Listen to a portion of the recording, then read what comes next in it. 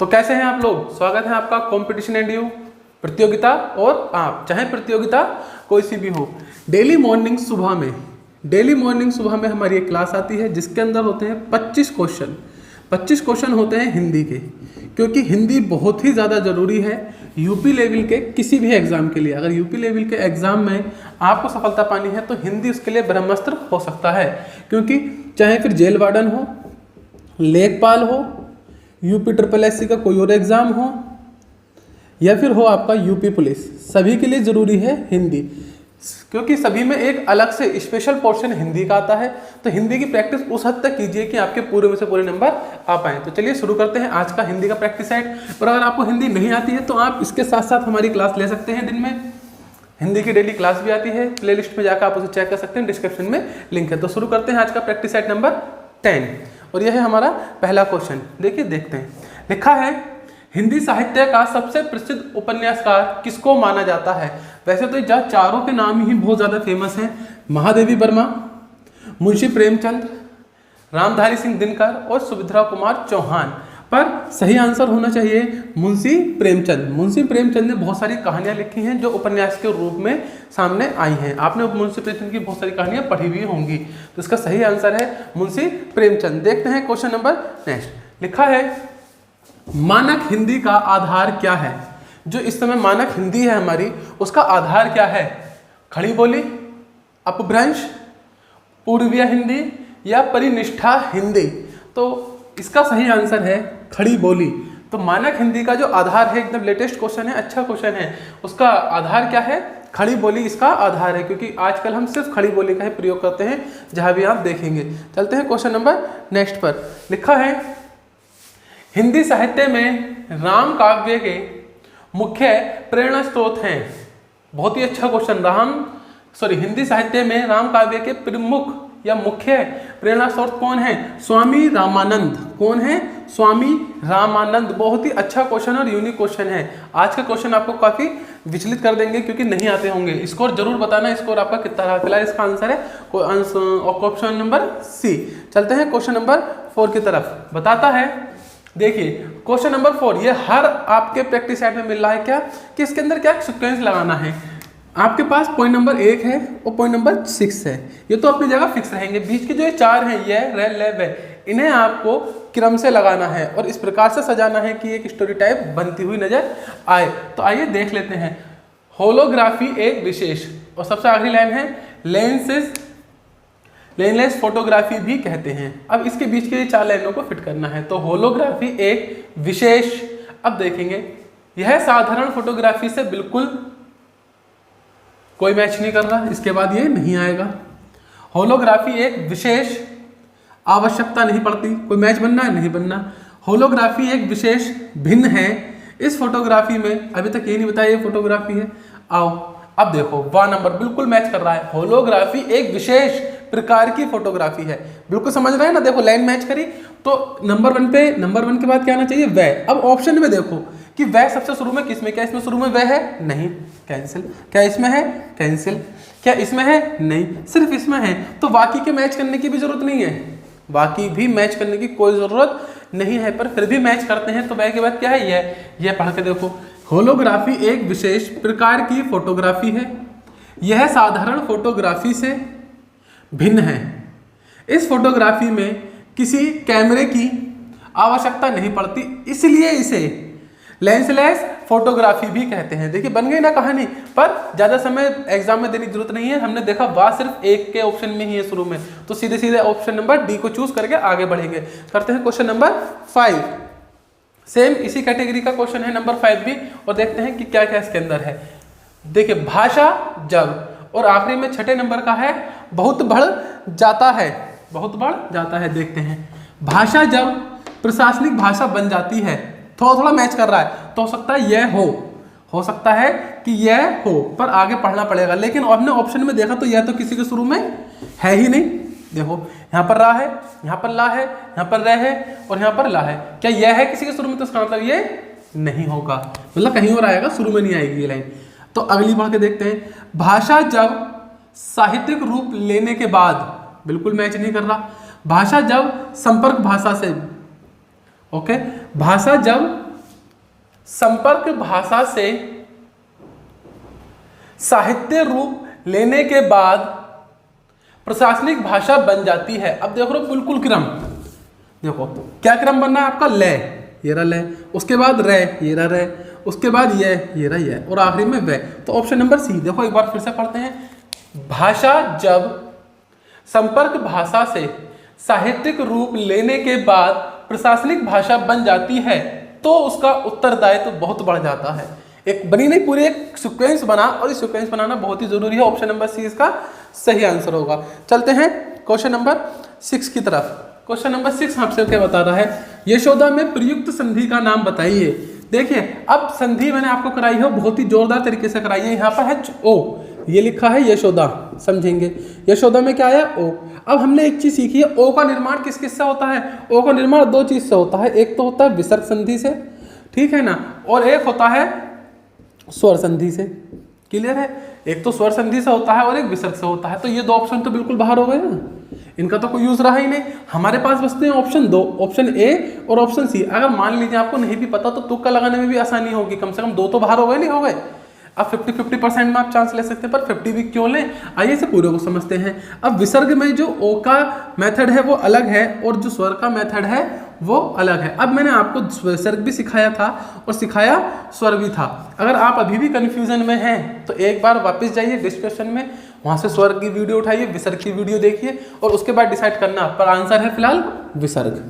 पर क्यों है ये आप एक बार जाके वीडियो में देखेंगे वापस से, अगर नहीं आता है तो, और अगर आता है देन फाइन, कोई दिक्कत नहीं होगी। क्लियर है, चलते हैं क्वेश्चन नंबर 7 की तरफ। क्वेश्चन नंबर 7 हमसे क्या कहता है, लिखा है प्रत्यय होता है, प्रत्यय होता है। वैसे ही मैंने आपको क्या बताया है कि प्रत्यय क्या होता है, किसी भी शब्द के अंत में जुड़कर उसके अर्थ में जो परिवर्तन ला देता है वह प्रत्यय होता है। और इसी का एक जुड़वा होता है उपसर्ग, पर ये थोड़ा सा उल्टा होता है। उपसर्ग किसी भी शब्द के शुरू में जुड़कर, प्रारंभ में जुड़कर उसके अर्थ में परिवर्तन लाता है। तो प्रत्यय बेसिकली होता क्या है, प्रत्यय शब्दांश है।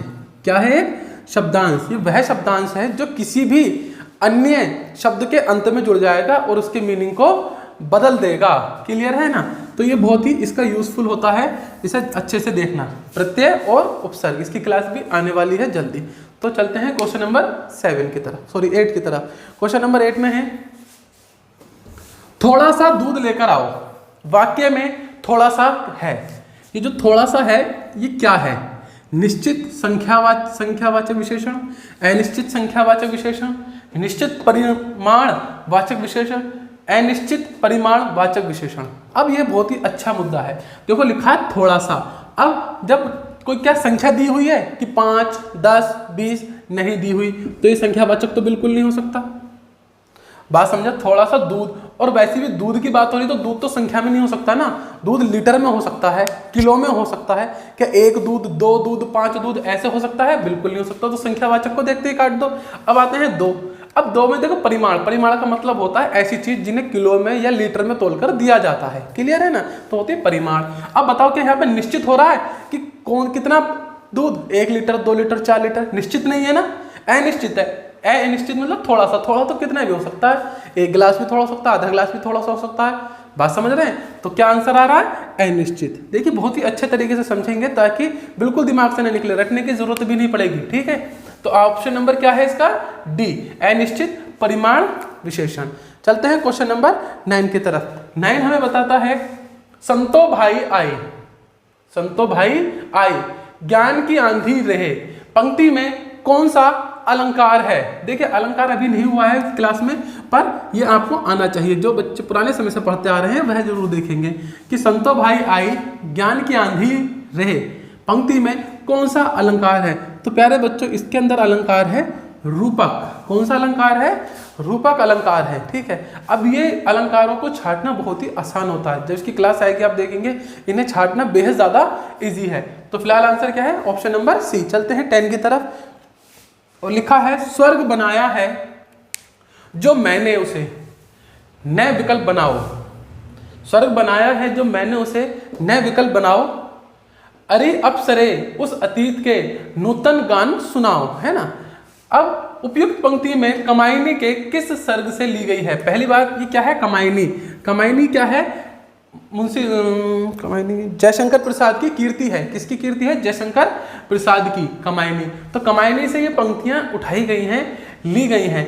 अब ये बहुत ही इंपॉर्टेंट चैप्टर है, इसे समझना एक बार। ये एक ऐसा पोर्शन है जिसे ना तो रटा जा सकता है ना ही समझा जा सकता। अब जिसने कभी ना कभी कमायनी कीर्ति पढ़ी होगी, जो कि अच्छी खासी कीर्ति है और बहुत ही शानदार कीर्ति है, तो आपको पता चलेगा उसे कई पार्टों में बांटा गया है, जैसे आनंद सर्ग, कर्म सर्ग, श्रद्धा सर्ग और वियोग सर्ग। ठीक है, हर एक पोर्शन में अलग अलग चीजें लिखी गई हैं। तो ये जो पंक्ति ली गई है, ली गई है कर्म सर्ग से, और ये सिर्फ याद की जा सकती है, इन्हें समझा या रटा नहीं जा सकता। क्लियर है? तो ये कहाँ से ली गई है? कर्म सर्ग से। जैसे आपने देखा है ना कि रामायण को कितने पार्टों में, बालकांड, सुंदरकांड, इस प्रकार से सारी चीजें हैं, तो वैसे ही ये है कमायनी। कर्म सर्ग, आनंद सर्ग, श्रद्धा सर्ग, वियोग सर्ग, ये सर्ग किसके हिस्से हैं? कमायनी के हिस्से हैं, पोर्शन में बांटा हुआ है ऐसे। तो ये जो पंक्तियां हैं कहाँ से हैं? कर्म सर्ग से ये पंक्तियां ली गई हैं, अच्छे से याद कर लेना। क्लियर है? चलते हैं क्वेश्चन नंबर 11 की तरफ। लिखा है निर्देश 11, 12 और 13 निम्नलिखित में पर्यायवाची शब्दों के लिए सही विकल्प चुनना है। ठीक है, तो बताना है पर्यायवाची। तो दूध का पर्यायवाची इसमें से क्या होगा? देखिए, स्तन्य, खीर, नवनीत या पेय। अब पेय तो कोई भी पदार्थ हो सकता है, चाय हो सकती है, पानी हो सकता है, दूध भी हो सकता है। और खीर तो आप जानते हैं दूध से बनती है, पर दूध नहीं है ना खीर। तो इसके ऑप्शन बचे आपके पास 1 और 2, और नवनीत का मतलब होता है नया। तो ऑप्शन कितना बचा? 1। अगर आपको नहीं भी याद है, ऑप्शन सही से नहीं पता, तो आप एलिमिनेशन रूल लगाएं। एलिमिनेशन रूल समझते हैं ना कि यार देखो, पेय का मतलब तो जगह जगह लिखा रहता है, पेय पदार्थ में तो कुछ भी आ जाता है। करेक्ट? तो ये नहीं हो सकता। खीर हम बहुत अच्छे से जानते हैं, दूध और चावल की बनती है, पर दूध नहीं होता, सिर्फ दूध नहीं कह सकते ना खीर को। और नवनीत का मतलब जानते हैं नया। तो हमें नहीं याद है, उसके बावजूद भी हम क्या कर सकते हैं? आंसर लगा सकते हैं। तो याद रखें, कई बार बच्चे क्या करते हैं एग्जाम में, क्वेश्चन पढ़ा रहे यार इतना नहीं आता हो, उसके ऑप्शन भी पढ़ें, क्वेश्चन को दोबारा पढ़ें। कम से कम 5 क्वेश्चन सही हो जाते हैं इस प्रक्रिया से भी।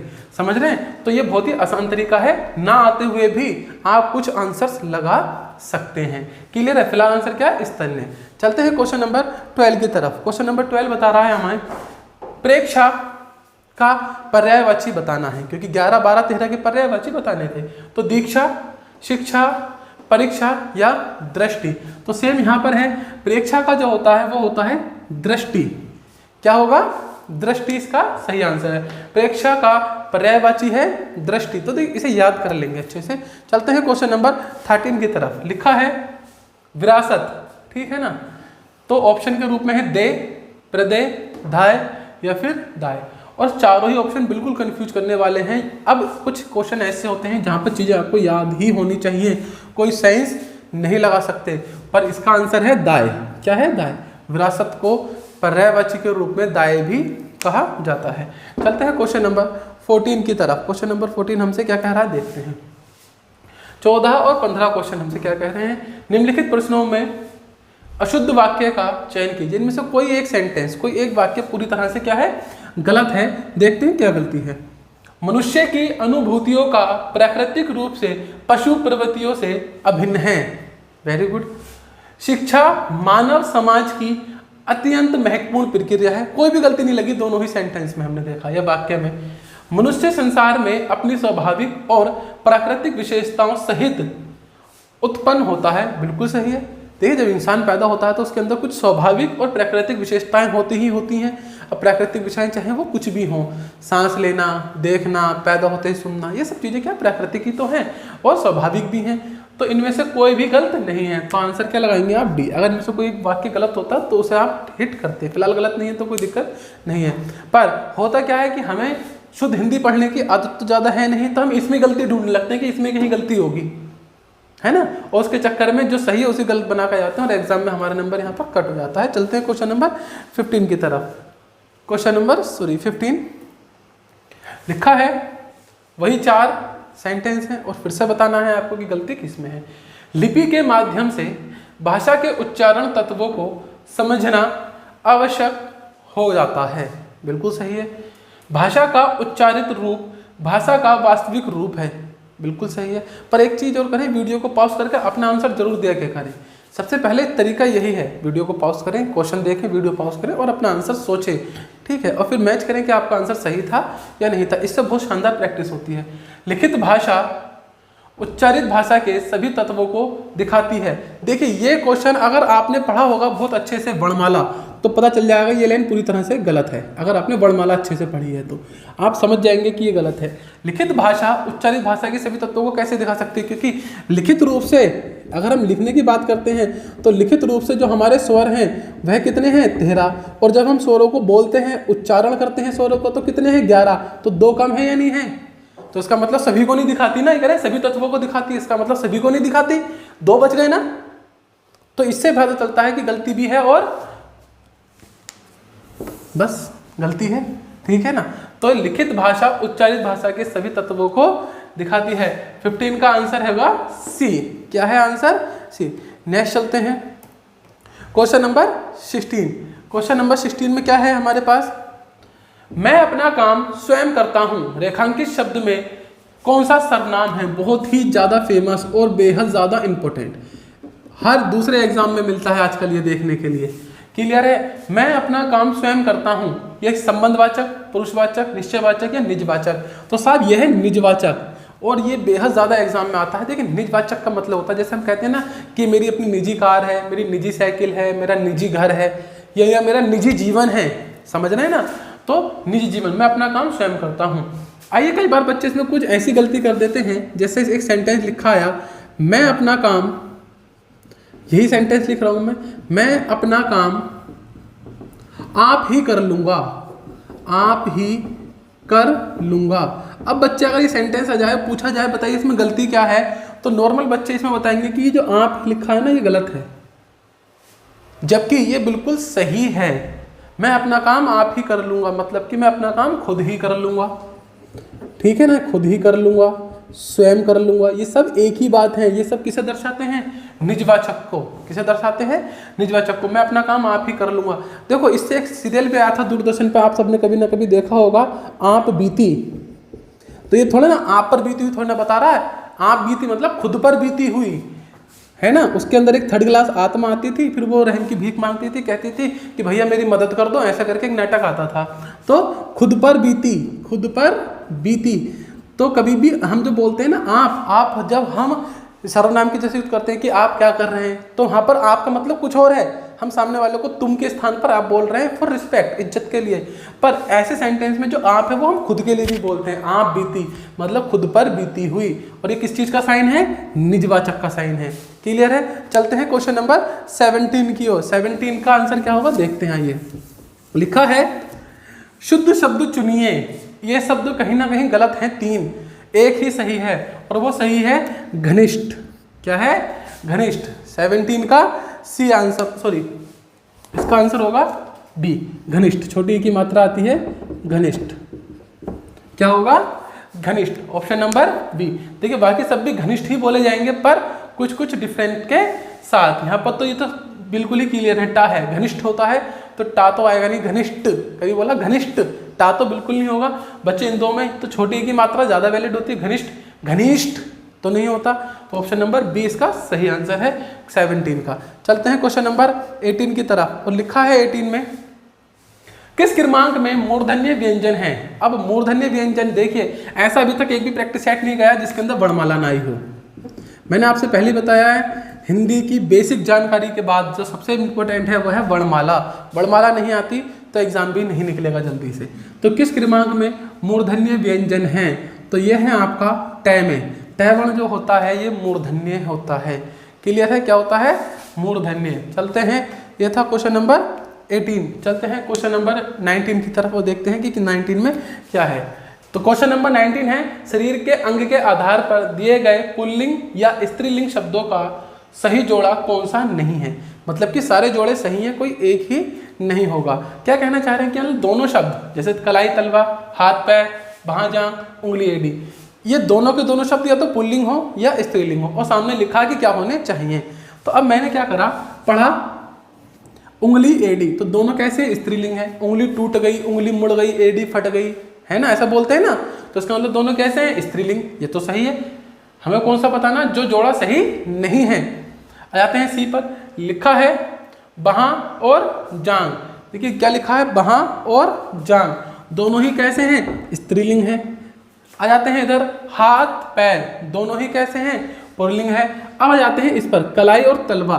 देखिए कलाई टूट गई, कलाई मुड़ गई, कैसा है, स्त्रीलिंग। क्या लिखा है यहाँ पर, पुल्लिंग, पर शब्द कैसा है, स्त्रीलिंग। तो गलत कौन सा है, ये वाला।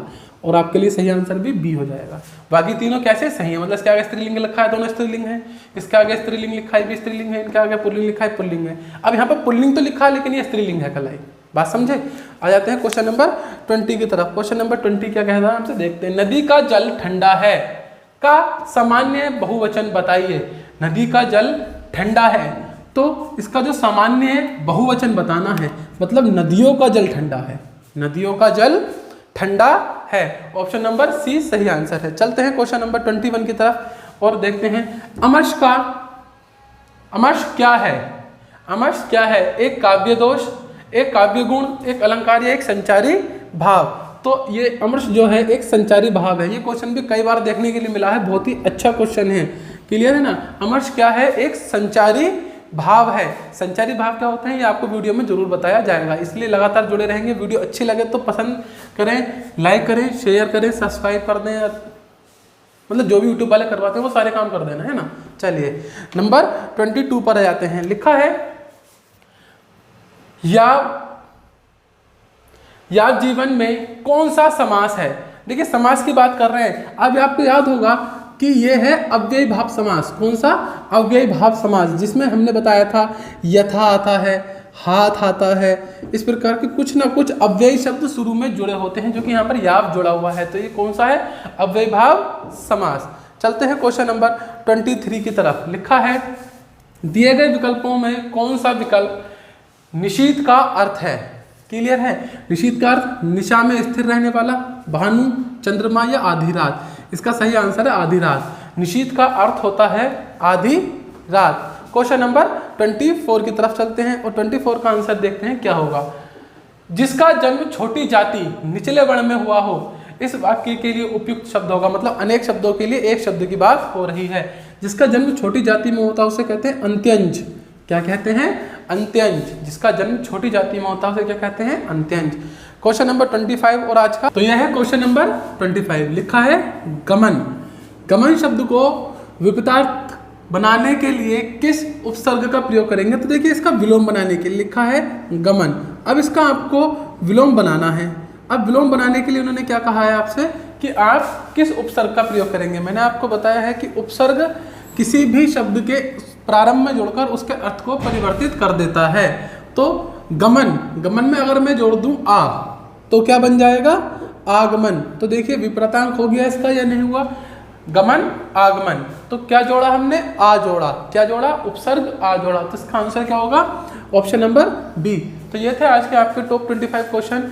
मिलते हैं अगली वीडियो में, तब तक के लिए बाय बाय। आपका दिन शुभ हो। वीडियो पसंद आई हो तो लाइक शेयर सब्सक्राइब जरूर करें।